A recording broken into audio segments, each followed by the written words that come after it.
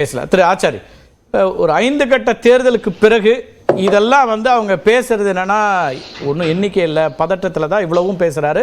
இவ்வளவு எல்லா விதமான ஆயுதங்களையும் பயன்படுத்துறாங்க பரப்புரையில், எப்படியாவது வெற்றி பெறணுங்கிறத தாண்டி வேற ஒன்றும் இல்லைன்னு தான் தொடக்கத்தில் திரு கான்ஸ்டன்டைன் முன் வச்சார். அப்போ அந்த ஒரு நெருக்கடியை பிஜேபி எதிர்கொள்தா? அதனால தான் இந்த பரப்புரைகள் இவ்வளவு தூரம் போகுதுன்னு பார்க்க வேண்டியிருக்கா? அதாவது எங்களை பொறுத்தவரை எங்களுக்கு எந்த ஒரு நெருக்கடியும் கிடையாது, எந்த ஒரு பயமும் கிடையாது. எங்களுக்கு 400 அந்த இலக்கை நோக்கி நாங்கள் பயணப்பட்டு இருக்கிறோம். திரு பாலச்சந்திரன் அவர்கள் சொன்னார், அந்த அதிகாரிகள் வெவ்வேறு மாநிலத்திலிருந்து வந்திருக்காங்க, அதுக்கு சோ வாட் அப்படின்னு சொன்னதா, அது உண்மைதான். அதாவது ஈவன் உத்தரப்பிரதேசத்துல தமிழ்நாட்டை சேர்ந்த ஒரு லீடர் ஒரு தமிழ் பெண்மணி, அவங்க எம்எல்ஏவா தேர்ந்தெடுக்கப்பட்டு, அவங்களோட பேர் மறந்துருச்சு, என்டி திவாரி அப்ப முதலமைச்சரா இருந்தாங்க. அவங்க தேர்ந்தெடுக்கப்பட்ட அவங்க அவருடைய அமைச்சரவையில அமைச்சரா இருந்ததையும் இந்திய வரலாறு சொல்லுது. ஆக நீங்க ஒரு வரட்டும், எந்த மாநிலத்திலிருந்து இன்னொரு மாநிலத்துக்கு போட்டி போடட்டும், ஆனா வி.கே. பாண்டியன் எலக்டோரல் பாலிடிக்ஸ் வர வேண்டியது உங்க ஊருக்காரர் தான். ஓகே, அதான் சார், அதிகாரிகள்ன்றது தாண்டி இவர் எப்ப அந்த பதவியில இருந்து ரிசைன் பண்ணிட்டு அல்லது விஆர்எஸ் வாங்கிட்டு அரசியலுக்கு வந்துட்டார்னா, அவர் நேரடியாக ஒரு தேர்தல் அரசியல் பார்க்கட்டும். அவர் அதே ஒரிசால ஒரு சட்டமன்ற தொகுதியிலேயோ அல்லது பாராளுமன்ற தொகுதியிலோ போட்டி போட்டு அவர் தன்னுடைய அந்த அவருடைய பாப்புலாரிட்டியை அந்த ஒரிசா மக்கள்கிட்ட ப்ரூவ் பண்ணட்டும். யாருமே எதுவுமே கேட்க போறது இல்ல. நமக்கு உதாரணம், தமிழ்நாட்டு உதாரணம் இருக்கு. திரு ஜெய்சங்கர் அதிகாரியா இருந்தாரு, நேரடியா அமைச்சரா இருக்கிறாரு, அவருக்கான அந்த வாய்ப்பு கொடுக்கப்பட்டுச்சு. வி.கே. பாண்டியனுக்கும் அப்படியான வாய்ப்பு வந்ததுன்னா அவர் நிரூபிக்க போறாரு, அவருடைய திறன் என்ன, அந்த மக்களுக்கு என்ன செஞ்சிருக்கிறாங்க, அல்லது அந்த மக்களுடைய ஏற்பு என்னன்னு அவர் சொல்ல போறாரு. ஓகே, பட் அதே சமயம் அவர் ஏன் சீஃப் மினிஸ்டரை மத்தவங்கள்ட்ட இருந்து அக்சஸ் பிளாக் பண்றாரு? பிரச்சனையே அதுதான். இன்னைக்கு அவங்க கட்சியில அவங்களுடைய அதிகாரிகள் கூட இன்னைக்கு முதலமைச்சரை போய் பார்க்க முடியாத ஒரு சூழ்நிலை கிட்டத்தட்ட 10-15 வருடங்களாக. அடுத்ததாக தேர்தல் பரப்புரையில அடுத்த கேள்விக்கு நீங்க வி.கே. பாண்டியனை விமர்சிப்பதுல மாற்று கருத்தே இல்ல, உங்களுக்கான உரிமை. ஆனா அதுக்கு பதிலா அவருடைய பூர்வீகம் தமிழ்நாடு அப்படின்னு தமிழ்நாட்டையும் அல்லது தமிழ்நாட்டில் சாவி இருக்குன்னு தமிழ்நாட்டையும் எடுத்துட்டு வரும்போது தான் சிக்கலா இருக்கு. தனிநபராக திரு வி.கே. பாண்டியன் மீது வைக்கக்கூடிய விமர்சனங்களுக்கு அவர் பதில் சொல்வாரு, அல்லது பிஜேடி கட்சி பதில் சொல்லும், அல்லது திரு பட்நாயக் பதில் சொல்வாரு. ஆனால் அதை தமிழ்நாட்டோடு ஒப்பிட்டு சொல்லும் போது தமிழ்நாட்டிலிருந்து இந்த கேள்வி வருமா வராதா? அப்ப நீங்க இதுவரைக்கும் தமிழ் மொழி மீது, தமிழ் இனத்தின் மீது, தமிழ் மொழியின் தொன்மை பற்றியெல்லாம் பேசியது தேர்தலுக்காக வாக்குகளுக்காக வான்ற கேள்வியை அவங்க முன் வைக்கிறாங்க. அந்த இடத்துலதான் நம்ம அவர் பிரைம் மினிஸ்டர் பேசினதை நானும் பார்த்தேன். அவரு திரு மு.க. ஸ்டாலினுடைய அந்த பரப்புரை அவருடைய எக்ஸ் தளத்திலையும் அதே போட்டிருக்காரு, நானும் கேட்டேன். நான் இதுல நம்ம அந்த ஒரிசா மக்கள் பேசினதை அவர் மேற்கோள் காட்டி பேசினாரே ஒழிய அது தன்னுடைய சொந்த கருத்தை அவர் வைக்கல. அடுத்ததாக நீங்க பேசுனீங்க 10 நாட்களுக்கு முன்னாடி இதே விஷயத்தை, பூரி ஜெகநாதர் விஷயத்தை பிரதமர் பேசிய போது சாவி இல்லைங்கிறதோடு தான் நிறுத்தினார். அது தமிழ்நாட்டில் இருக்குன்னு சொல்லலை. இப்போ சொல்றாரு அது டெஸ்பரேஷன், உங்களுக்கு இருக்கக்கூடிய நெருக்கடி அப்படின்னு இவங்க சொல்றாங்க. இது கடந்த முறை அப்படி சொல்லல, இன்னைக்கு இதை சொல்ல வேண்டிய இடம் எங்க வந்துச்சுன்னு கேக்குறாங்க. 10 நாளைக்கு முன்னாடி எங்களுக்கு டெஸ்பரேஷன் 4 கட்டமா தேர்தல் நடக்குது.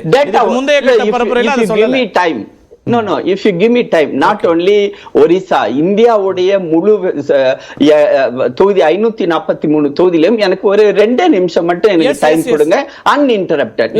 நான் சொல்லிடுறேன். அதாவது பாயிண்ட் நம்பர் 1, 2019 தேர்தல்ல 164 சீட்ல நாங்க 2 லட்சத்துக்கு அதிகமான ஓட்டு வித்தியாசத்துல ஜெயிச்சோம். அடுத்தது 105 சீட்டுல 3 லட்சத்துக்கு அதிகமான ஓட்டு வித்தியாசத்துல ஜெயிச்சோம்.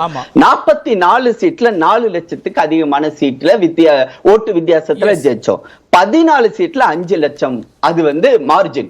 இப்போ இந்த மார்ஜினை திரு ரவிக்குமார் இருக்காரு இல்லீங்களா, அவர் சொல்லட்டும், காங்கிரஸ் எங்களை இந்த மார்ஜின்ல எப்படி எங்களை கீழ் நோக்கி தள்ள முடியும்? அது இந்தியா கூட்டணி இல்லை. 2024 இந்தியா கூட்டணி இருக்குது. 10 ஆண்டு கால ஆட்சி. அதே இந்தியா கூட்டணி, அதே இந்தியா கூட்டணி எங்க இருக்குது? ஆன்டி இன்கம்பன்சி இருக்கு. வேலை வாய்ப்பு இல்ல. குஜராத்ல எங்க இருக்குது? மத்திய பிரதேசத்துல எங்க இருக்குது? அத சொல்லுங்க. குஜராத்ல எங்க இருக்குது இந்திய கூட்டணி? மத்திய பிரதேசத்துல இருக்குதா? ஹரியானால கூட, பஞ்சாப்ல கூட இல்ல சார். பஞ்சாப்ல கூட இல்ல. ஆம் ஆத்மி பார்ட்டியோட எங்க கூட்டணி வச்சிருக்காங்க? அத பேசுவோமே. சோ அடுத்த 2வது பாயிண்ட், 257 தொகுதியில உத்தரப்பிரதேசம், மத்திய பிரதேசம், ராஜஸ்தான், குஜராத், ஹரியானா, மகாராஷ்டிரா, உத்தராகண்ட், இதுல 257 சீட்டுகள் நாங்க வந்து அதுல போட்டி போட்டதுல 224 சீட்டு நாங்க வாங்கியிருக்கோம். எங்களை வீழ்த்தணும்னா, காங்கிரஸ் எங்களை வீழ்த்தணும்னா 10ல இருந்து 15% எங்களை விட அதிகமா இந்த மாநிலத்தில் வாங்க முடியும். இதுக்கு ஒரு கணக்கு சொல்றாரு. உங்களால காட்ட ஒரு கணக்கு என்ன சொல்றாரு? இத காட்ட சொல்லுங்க. எஸ், கார்கே என்ன ஒரு கணக்கு சொல்றாருன்னா, ராஜஸ்தான், மத்திய பிரதேசத்துல 2019 நீங்க மொத்தம் இருக்கிற 54 சீட்ல 53 ஜெயிச்சிங்க. இதுக்கு மேல போக முடியாது, இவ்வளவுதான் பீக்கு.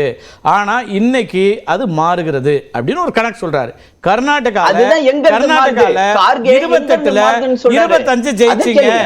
கர்நாடகால 28ல 25 ஜெயிச்சிங்க. அதுக்கு பிறகு கர்நாடகால மாநிலத்தில் காங்கிரஸ் கட்சி ஆட்சி அமைத்திருக்கிறது. இன்னைக்கு மினிமமா 50% நாங்க அங்க சீட்டு ஜெயிப்போம் அவர் சொல்றாரு. கார்கே ஒரு கணக்கு சொல்றாரு. தெலுங்கானால தெலுங்கானா கணக்கு, மகாராஷ்டிரா கணக்கு நான் சொல்றேன். தெலுங்கானா சொல்றாரு. ஒரு நிமிஷம் நிறுத்துங்க.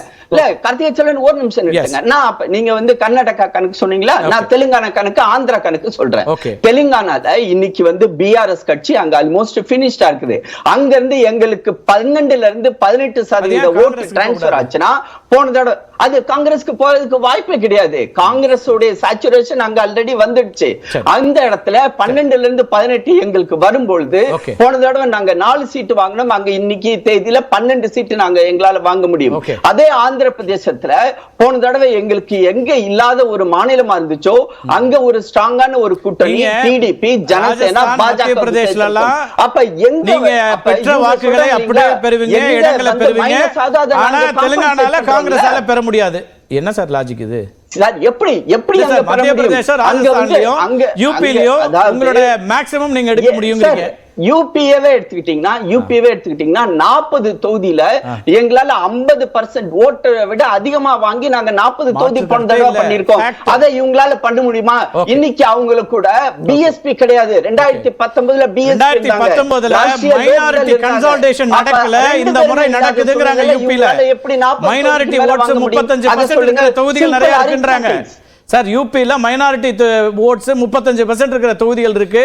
அவங்க கன்சாலிடேட் ஆகுது. இப்ப பிரிக்கல, டிவைட் பண்ண முடியாது. ஓஐசியை வச்சு டிவைட் பண்றதா இல்லங்க இந்த தேர்தல்ங்கறாங்க. கார்த்திகை செல்வன், அந்த தொகுதியில தான் எங்களுடைய ஓட் பர்சன்டேஜ் இன்கிரீஸ் ஆக போகுது. இதை நாங்க சட்டமன்ற தேர்தல்ல ப்ரூவ் பண்ணிருக்கோம். உத்தரப்பிரதேசத்தை பொறுத்தவரை அதனால we are on a strong wicket. Right. Thiru Ravikumar அவர் உங்கள்கிட்ட வரேன். அவர் கணக்கு மாநில வாரியா சொல்றாரு. எங்க வரப்போது, எங்களுக்கு எதுக்குங்க பதற்றம்? சும்மா இந்தியா கூட்டணியில இருந்து அப்படி ஒரு பதற்றம் இருக்கு, நரேட்டிவ் செட் பண்ண ட்ரை பண்றீங்க, அதெல்லாம் ஒண்ணும் இல்லைங்கிறார். இல்லை, இதெல்லாம் நம்ம வந்து ஒரு 3-4 மாதத்துக்கு முன்னே பேசினா நல்லா இருந்திருக்கோம். நீங்கள் 2014 இங்கே 40 இடங்களையும் பார்த்தீங்கன்னா அதிமுக கூட்டணி வெற்றி பெற்றது இல்லைங்களா? அதே கணக்கை வச்சுக்கிட்டு எப்படி 2019 அதிமுக தோற்றதுன்னு எப்படி சொல்லுவார் இவர்? நீங்கள் இதே இப்போ இவ்வளோ மார்ஜின் சொல்கிறாரு. இந்த 303 சீட்டில் 40 சீட்ஸ் வந்து தின் மார்ஜினில், இப்போ 50,000 குறைவான மார்ஜினில் வெற்றி பெற்ற தொகுதிகள் 40 சீட்டு. அது வந்து ஒரே ஒரு 25,000 ஷிஃப்ட் ஆச்சுன்னா முடிஞ்சுது அந்த சீட்டெல்லாம். இது வந்து இது எலெக்ஷனில் இவங்களுக்கு ஓட்டு போடுறவங்களாம் இவங்க கட்சியோட மெம்பராங்க. அவங்க வந்து வாக்காளர்.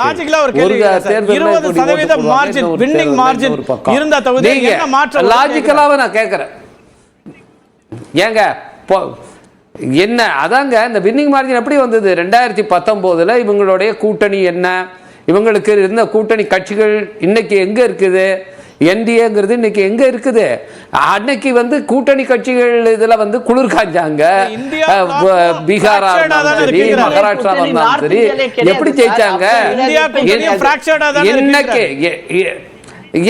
சரி பரவாயில்லைங்க. நீங்க நார்த் இந்தியாவில் இல்லை, இந்தியா கூட்டணி இந்தியாவிலே இல்லைன்னு கூட நீங்க சொல்லுங்க, அதை பத்தி பிரச்சனை கிடையாது. இப்போ வந்து பிஜேபி ஆட்சி அமைக்க போகுதா இதை தான் நம்ம கேட்க போறோம். நான் வந்து திரு கார்த்திகேயன் செல்வன் அவர்களிடம் நினைவூட்ட விரும்புகிறேன். கிட்ட ஒரு ஆண்டுக்கு முன்னால உங்க டிபேட்லயே நான் சொன்னேன், நீங்க வந்து 225 சீட்டுக்கு மேல அவங்களுக்கு போறது வாய்ப்பு இல்லை, குறைந்தபட்சம் 100 சீட்டு அவங்களுக்கு போன தடவை விட குறையும். பிரதமர் வேட்பாளராகவே திரு நரேந்திர மோடி அவர்கள் கடைசியில் பேசப்படுவாராங்கிறத நம்ம பார்க்கணும்னு நான் தொடர்ந்து சொல்லிட்டு இருக்கேன். நீங்கள் 7 சுற்று முடிஞ்சு நீங்கள் 4ஆம் தேதி பாருங்க, இந்த விவாதத்தை நம்ம செய்ய போறோமா இல்லையான்னு பாருங்க. அன்றைக்கு ஒரே ஒரு கேள்வி, ரவிக்குமார் ஒரே ஒரு கேள்வி பட போகிறாரா அப்படிங்கிறத நம்ம தான் பார்க்க போறோம். இல்ல நான் வரேன், திரு கான்ஸ்டன்டைன் பேசணும். உங்க கேள்வி வைங்க, நான் கான்ஸ்டன்டைன் கேட்கறாதே. எஸ் இல்ல ஒரே கேள்வி, அதாவது வந்து பிஜேபி வர்சஸ் காங்கிரஸ் அப்படின்ற தொகுதிகளில் நீங்க பாத்தீங்கன்னா 186 சீட்ல வந்து லாஸ்ட் டைம் உங்களுக்கு 15 சீட்டு தான் சார் கிடைச்சிச்சு. இந்த தடவை நம்ம போட்டி போட்டது 278 சீட்டு டைரக்ட் கான்டெஸ்ட், அதுவும் நார்த் இந்தியால. சொல்லுங்க உங்களால எத்தனை எடுக்க முடியும்னு.